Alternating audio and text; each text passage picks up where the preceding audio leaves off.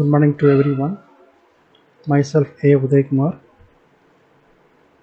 Assistant Professor, Department of ECE, Hindustan College of Engineering and Technology. My presentation topic is semiconductor memories. My contents are the first one, the semiconductor memory, the next one, that volatile and non-volatile, then random access memory, then types of random access memory, then read-only memory, then types of read-only memory, and finally we go through the RAM versus ROM. First one, what is semiconductor memory? Memory is a type of semiconductor device tasked with storing the information or data.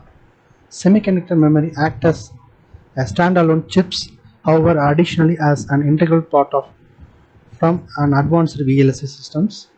Memory is an essential element of today's electronics. Based on the semiconductor technology, memory is used in any equipment that uses a processor of one form to the another form, and it is classified in two categories. The one is volatile and the other one is non-volatile. See that volatile. What is volatile? Volatile memory may be kind of storage needs that needs the power to retain the information. If not having that power means the storage information is lost. In the case of the non-volatile memory, it does not require refreshing to retain the memory values when the power is switched off. And this is the difference between the volatile and non-volatile. Then the next one is the random access memory. A RAM is a type of data storage element.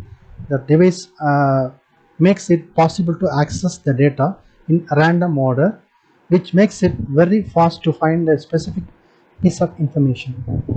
And the design challenges in the RAM architectures include the density, then speed, then volatility, cost, and other features.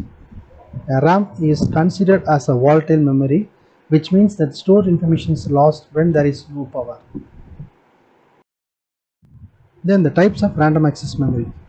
The first one is the static random access memory, the second one is the dynamic random access memory, and final one is the magneto resistive random access memory, that is MRAM. First, see that what is static random access memory, SRAM. Static RAM or SRAM is a type of RAM that holds the data or information in a static form. Unlike a dynamic RAM, it does not need to refresh to one, and this is a different slight difference. Then SRAM stores a bit of data on 4 transistors using two cross-coupled inverters. That is as per the construction wise. And during the read and write operations, another 2 access transistors are used to manage the availability to a memory cells. Then the next one is the dynamic random access memory, DRAM. The storage cell in DRAM is composed of transistor with capacitor, and the charging discharging is done via word line and bit line during the read-write operations.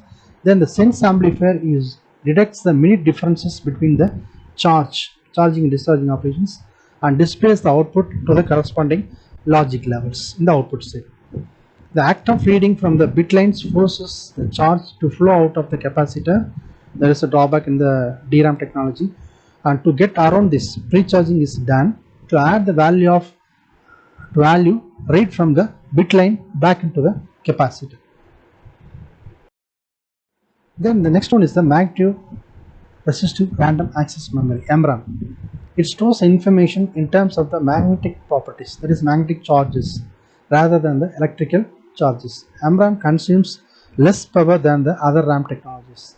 It has greater storage capacity than the previous technologies. It has faster access time than the other RAM technologies. Then that the access speed of a single MRAM cell is around 2 nanoseconds to the 10 nanosecond, and 30 nanosecond access speed is achieved for the on-chip applications. Then the read-only memory, ROM.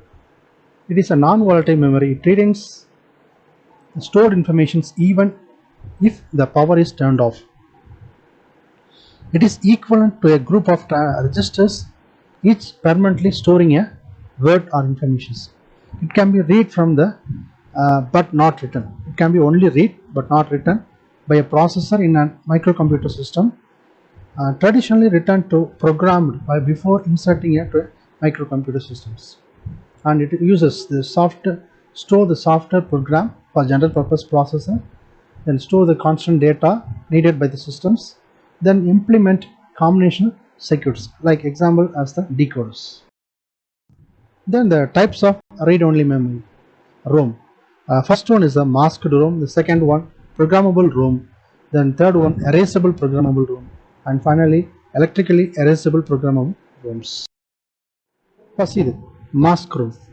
It is a type of read-only memory whose contents are programmed by the integrated circuit manufacturer itself. And the terminology mask comes from the integrated circuit fabrications, the masking operation, where the regions of the chip are masked off during the process of the photolithography process. So during the photolithography process, the masking operation is carried out during the manufacturing process itself. The main advantages of masked ROM is cost. Per bit, masked ROM is more compact than the other kind of semiconductor memories. Since the cost of integrated circuits strongly depends on its size, masked ROM is significantly cheaper than the other kind of semiconductor memories. This is the first dot. And the second one is the programmable ROMs, PROM. It is a form of digital memory where the setting of each bit is locked by a fuse or antifuse. They are a type of ROM, meaning data in them is permanent and it cannot be changed at any cost. ROMs are used in digital electronic devices to store the permanent data, usually low-level programs such as firmware. The key difference from a standard ROM is that the data is written into ROM during the manufacture, while within a PROM, the data is programmed after the manufacturing. Then erasable programmable ROMs. ROMs that allow reprogramming are called erasable programming. The name itself called it is erasable. That is after the reprogram, that is the programming operations. The information is stored in EEPROM can be erased by exposing the UV rays. By using the quartz window available on the chip for about 20 minutes.